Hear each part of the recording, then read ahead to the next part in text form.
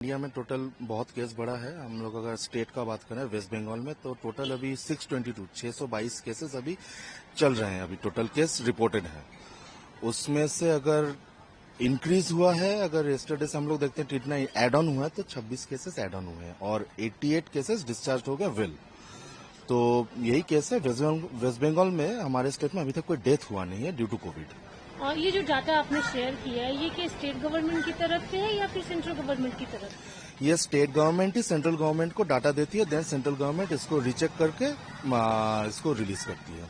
तो अगर हम लोग दूसरे स्टेट्स के साथ कंपेयर करें तो बंगाल कितना भी स्टेबल है इस मामले में? कोविड को लेकर डरने वाली बात ना देखिए सर, स्टेबल अनस्टेबल की बात इसमें कुछ नहीं है। इसमें अगर दूसरे स्टेट से अगर कंपेयर भी करें तो देखिए एक चीज है कि दूसरे स्टेट में जैसे डेथ हुआ है, वेस्ट बंगाल में कोई डेथ केस है नहीं। टोटल डेथ्स हुआ है 4। वेस्ट बंगाल में कोई डेथ अभी तक रिपोर्टेड है नहीं, तो इसमें कोई डरने वाली बात नहीं है। इस कोविड केस में कोई डरने का जरूरत नहीं है क्योंकि ये ओमिक्रॉन का ही एक म्यूटेटेड वेरिएंट है। अब ओमिक्रॉन में जैसा था कोई डेथ उतना हो नहीं रहा था। म्यूटेटेड वेरिएंट में क्या आया है, इसका मेन प्रॉब्लम है कि ये इजीली ट्रांसमिट हो रहा है, स्प्रेड बहुत जल्दी हो रहा है, लेकिन लाइफ थ्रेटनिंग या सीरियस कंडीशन नहीं है ये। कोविड से हमेशा ही लोग डरते हैं। अगर इस बार के ये जो कोविड अभी इस बार आया है तो कितना डरने की बात है? क्या प्रिकॉशंस होने चाहिए?